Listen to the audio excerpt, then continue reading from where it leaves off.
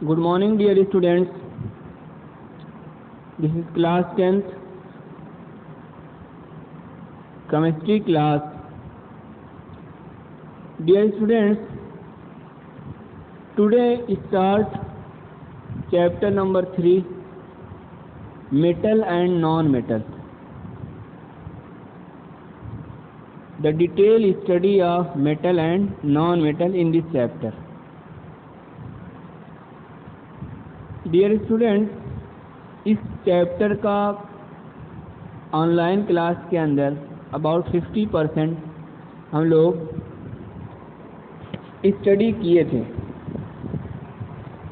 लेकिन उसमें बहुत सारे स्टूडेंट उस वक्त अभी एडमिशन नहीं लिए थे और सारे लोग अटेंड नहीं कर पा रहे थे, तो इसलिए उसका मैं फिर से दोबारा पूरे चैप्टर का धीरे धीरे वीडियो सेंड करूँगा। ठीक है, तो इस चैप्टर में जो हमारा सिलेबस है वो है properties of metal,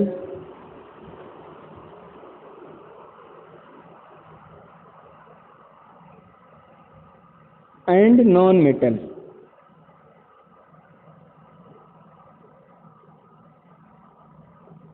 and non metal, ठीक है, प्रॉपर्टीज ऑफ मेटल या एंड नॉन मेटल। उसके बाद आपको पढ़ना है रिएक्टिविटी सीरीज। रिएक्टिविटी सीरीज कहा जाता है कि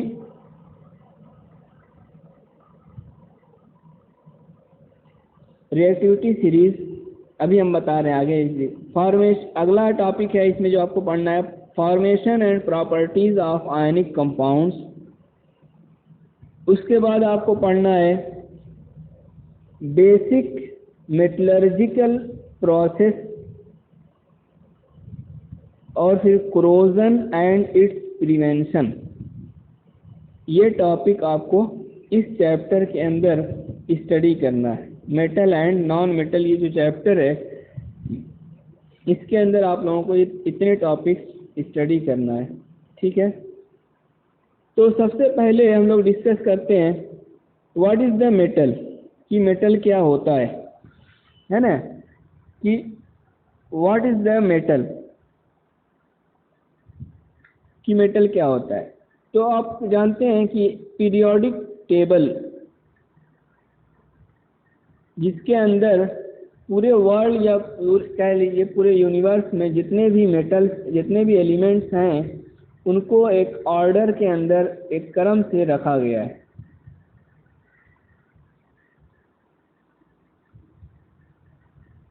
इस वक्त उस पीरियोडिक टेबल के अंदर लगभग 114 एलिमेंट्स, केमिकल एलिमेंट्स प्रेजेंट हैं, और ये जो एलिमेंट हैं इनकी प्रॉपर्टीज के बेस पर, मेटल नॉन मेटल के बेस पर क्लासिफाइड किया गया है। तो इसमें से 92 एलिमेंट जो हैं वो क्या है, मेटल है। मेटल को M से रिप्रेजेंट किया जाता है, और 22 एलिमेंट ये आपके नॉन मेटल हैं। मैं शार्ट में NM लिख दे रहा हूँ। ठीक है, तो 92 एलिमेंट मेटल हैं और 22 एलिमेंट्स नॉन मेटल हैं। अब जैसे एग्जांपल देखिए आप कि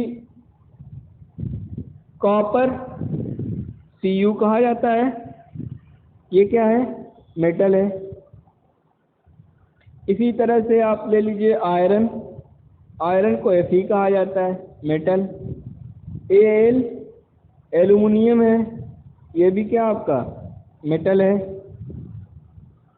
Zn metal, Mg metal, Na metal, Ca metal. इस तरह से ये सब क्या है, मेटल है। अब इसके बाद अगर हम नॉन मेटल की बात करें तो नॉन मेटल कौन है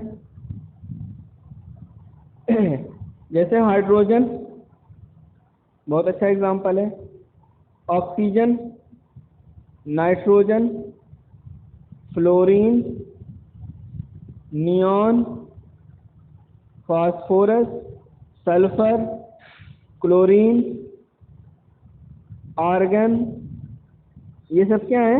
नॉन मेटल के एग्जाम्पल्स हैं। ठीक है। अब इसके बाद प्रॉपर्टीज आती है कि व्हाट इज द मेटल, कि मेटल क्या होता है। कैसे हम पता करेंगे कि ये मेटल है और ये नॉन मेटल है। ठीक है। तो मेटल कहा जाता है कि the element that conduct heat, क्या किसको कहा जाता है? कि the element that conduct heat and electricity and are malleable and ductile are called metal। आप इसको कह सकते हैं कि the element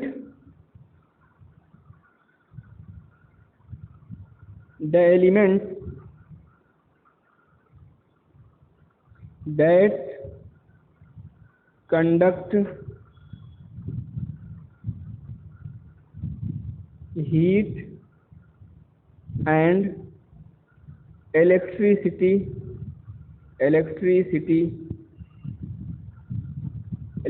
electricity and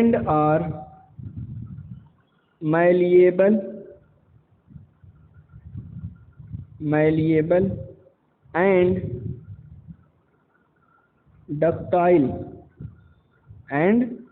ductile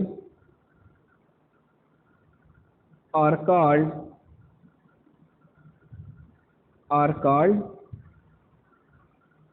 उसको क्या कहेंगे? मेटल कहेंगे। तो ये है एलिमेंट की, the element that conduct heat and electricity and ductile are called metal. ठीक है। तो ये मेटल की प्रॉपर्टीज होती है। तो इसके बाद नॉन मेटल किसको कहेंगे? नॉन मेटल जिसमें ये प्रॉपर्टीज न पाई जाए उसको नॉन मेटल कहा जाता है। अब बात आती है कि इसमें मैलिएबल क्या होता है, डक्टाइल क्या होता है। तो मैलिएबल ऐसे प्रॉपर्टी होती है जिसमें कि हम किसी भी मेटल को अगर हम बीट करते हैं, पीटते हैं, किसी चीज़ से पीटते हैं तो वो पतली शीट के अंदर चेंज हो जाता है ना, जैसे पेपर की तरह पतली शीट में वो चेंज हो जाता है। तो ऐसा कैरेक्टर जब किसी चीज़ को पीटने पर वो फैल जाए तो वो होता है मैलिएबल। डक्टाइल का क्या मतलब होता है? डक्टाइल मीन्स होता है किसी चीज़ को आप खींच करके वायर में चेंज कर रहे हैं। वायर में अगर किसी चीज़ को आप बदल रहे हैं तो वो क्या हो गया? डक्टाइल हो गया। तो मेटल्स जो होते हैं नॉन डक्टाइल होते हैं, डक्टाइल होते हैं। अब आप कहेंगे कि रबर, यहाँ पर एक दिमाग में आ सकता है कि रबर मेटल है या नॉन मेटल? जाहिर सी बात है नॉन मेटल है। तो कहेंगे कि रबर को तो खींचते हैं तो वो बढ़ता है, तो लेकिन आप किसी भी रबर को जब एक्सपैंड करेंगे, खींचेंगे तो वो बढ़ेगा। लेकिन जब आप खींच रहे हैं इसका मतलब आप एक्सटर्नल फोर्स लगा रहे हैं। लेकिन जब उस रबर के ऊपर आप एक्सटर्नल फोर्स हटा लेंगे, जो आप लगा रहे हैं, जो आप खींच रहे हैं, तो वो रबर जो है, पहले सपोज कर लीजिए कि एक ये रबर है, ठीक, आप इसको खींचे तो ये इतना बड़ा हो गया। इसको आपने ऐसे ऐसे दोनों तरफ से खींचा है तो ये इतना बड़ा हो गया। ठीक। अब आपने क्या किया है कि इससे ऊपर से अपना हाथ हटा लिया, फिर ये जस्ट की तस आ गया, अपनी ओरिजिनल कंडीशन में फिर आ गया ये। तो ये कैरेक्टर जो है ये डक्टिलिटी को या ये मैलिएबिलिटी को ये नहीं शो कर रहा है। ये कैरेक्टर जो है डक्टिलिटी को शो नहीं कर रहा है। हम कह रहे हैं ना डक्टाइल, तो ये कैरेक्टर डक्टाइल नहीं बता रहा है। क्यों? डक्टाइल का मतलब होता है कि आप इसको खींचे तो ये अपनी उसी कंडीशन पर बरकरार रहे, वापस ना आए। मतलब आपने अगर इसको एक बार ऐसे खींच दिया है तो ये ऐसे ही पड़ा रहे, इतना छोटा ना हो, इस कंप्रेस ना करे। फिर जैसे आप वायर देखते हैं जिसमें इलेक्ट्रिक पास होती है, वो वायर नॉर्मल रहते हैं, सिकुड़ते नहीं ना, कंप्रेस नहीं करते। तो वो क्या है कि वो डक्टाइल होता है। ठीक है, तो रबर इसलिए क्या होता है, नॉन मेटल होता है। ठीक है, तो ये दोनों प्रॉपर्टी आमतौर पर नॉन मेटल्स के अंदर नहीं पाई जाती है। कहा जाता है कि all the metals are solid, लेकिन एक मेटल ऐसा है जो सॉलिड नहीं है बल्कि लिक्विड होता है एट रूम टेम्परेचर। उसका नाम होता है क्या, Hg, या उसको कहते हैं मरकरी। सबसे ज्यादा मेटल इस अर्थ पर कौन पाया जाता है, तो कहा जाता है aluminium is the most abundant metal on the earth crust. Earth crust इसलिए कहा जाता है कि जमीन की सतह के अंदर पाया जाता है। और दूसरे नंबर पर second large abundant animal earth crust के अंदर कौन है, कौन है, Fe। ठीक है, हाँ, ये पहला नंबर, ये दूसरा नंबर Fe है। ये दोनों मिल करके एल्युमिनियम जो होता है लगभग 7% बनाता है, और ये जो आयरन है ये अबाउट 4%। जितने भी मेटल निकाले जाते हैं ज़मीन से उसका 7% एल्युमिनियम है और 4% क्या है, आयरन है। और आप जानते हैं कि मेटल का यूज़ क्या होता है, मेटल मैन्युफैक्चर में, ठीक है, इलेक्ट्रिक अप्लियंस में, सामान बनाने में इलेक्ट्रिक के। इसके अलावा बहुत सी मशीन, घड़ी, जितनी भी चीज़ें आप देखते हैं, खिड़कियाँ होती हैं, door, window, doors, train, aeroplane, जितनी भी व्हीकल्स के हैं, और इसके अलावा शिप वगैरह, ये सब क्या होते हैं, मेटल्स के बनाए जाते हैं। तो ये मेटल की प्रॉपर्टी होती है। ठीक है, तो अब मेटल की फिजिकल प्रॉपर्टी क्या होती है, तो आपने कहा कि मेटल की फिजिकल प्रॉपर्टी ये होती है कि वो हार्ड होता है मरकरी को छोड़ करके। ज़्यादातर मेटल जो होते हैं मैलिएबल होते हैं और डक्टाइल होते हैं। मैलिएबल का मतलब आपने बताया कि उनसे शीट बनाई जा सकती है, डक्टाइल का मतलब उनसे वायर बनाया जा सकता है। इसके अलावा मेटल की एक फिजिकल प्रॉपर्टी है कि मेटेलिक लस्टर पाया जाता है। लस्टर, लस्टर है ना, लस्टर का क्या मतलब होता है, मेटेलिक लस्टर का मतलब होता है कि मेटल के अंदर शाइनिंग पाई जाती है किसी चीज़ को। जैसे ये आपके पास एक रॉड है, छड़ है कोई लोहे की, आयरन की, आप इसको बीच में से ऐसे तोड़ दीजिए तो आप देखेंगे कि ये दोनों किनारे जो इसके हैं, ये दोनों किनारे, इस पर एक चमक दिखाई देगी। अगर मान लो ये पुरानी रॉड है तब भी रंग लगा हुआ अगर ऊपर, तो यहाँ जहाँ तोड़ोगे वहाँ पर क्या होगा, एक चमक, एक शाइनिंग दिखाई देगी। इस कैरेक्टर को कहा जाता है लस्टरिंग, लस्टरस कैरेक्टर। ठीक है, और इसीलिए ये सबसे ज़्यादा किसके अंदर ये प्रॉपर्टी पाई जाती है, लस्टर सबसे ज़्यादा कौन होते हैं, लस्टरस, Au और Ag, सिल्वर और गोल्ड। इसीलिए इनका यूज़ किसमें किया जाता है, ज्वेलरी बनाने में। इनका कलर कैसा होता है, ब्राइट होता है, शाइनी होता है। ठीक है, हाँ, और ये